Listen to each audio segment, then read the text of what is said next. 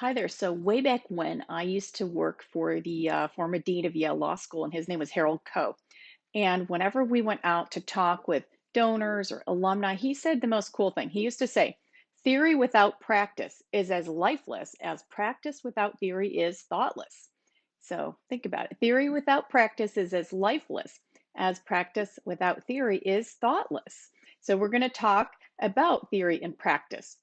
And in a minute, I'm going to share my take on donor centrism and what the best ethical framework is.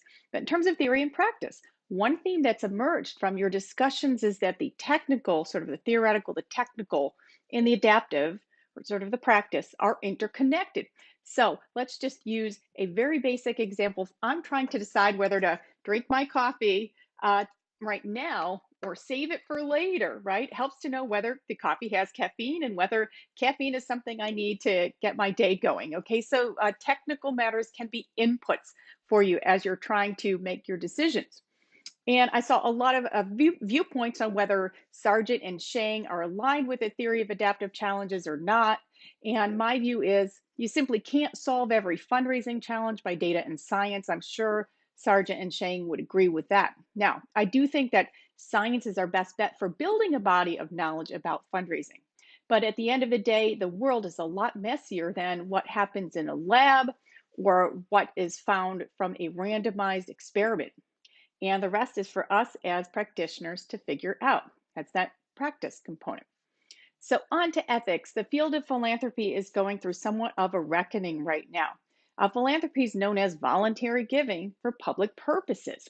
That's a very donor centric approach, isn't it? It just kind of says you can give to any cause you wish as you please. But if you start really thinking about some of the frameworks we've been reading about, particularly the reparations framework, the fixing unjust institution frameworks, those were those pieces from Lechterman and Cordelli, then philanthropy doesn't seem to be very voluntary. It seems like the wealthy are obligated to give in ways that might change the state of the world. Okay. And so that's a reckoning that's going on in the fundraising community. The other piece is that we can't forget that the fundraiser is an entity that has rights. Okay. Just like in any other profession, fundraisers can face discrimination, they can face harassment and bias. And as employed professionals, we do have rights that don't go away just because we're employed in nonprofit mission serving organizations or because we might be meeting with influential people. So, what do you get when you put that all together? Here's my take. Now, being donor centered does help you get the gift, okay? Because it's a warm glow kind of a thing when people donate. They want to feel good about something. So, there's a bit of a Machiavellian aspect, and getting the gift doesn't just matter to me or the organization, but to society. I do believe that redistribution of wealth is a matter of obligation, okay? Not just an option. But let's take a step back. Donors are people too. They have rights not to be lied to or manipulated into donating. Okay, uh, and so it's the right thing to do to help them feel good about what they're doing. And conversely, we as fundraisers have rights too. You shouldn't have to take mistreatment from donors or even your organization while you're out on the road trying to raise money.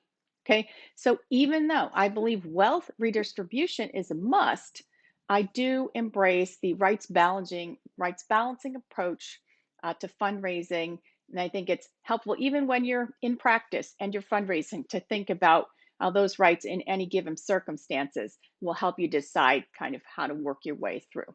Okay, so for week 2, we're moving into branding, narrative, and marketing. So if ethics is the cornerstone to why we're fundraising, then branding and marketing is the cornerstone to how. How do we reach people and encourage them to get involved? So I'm excited for this week. A lot of good readings, and I'd love for you to be in touch. If you have any questions, be on the lookout for a doodle poll about getting together with me individually so that we can talk about the course and answer any questions. So we'll be in touch soon and have a great week, you guys.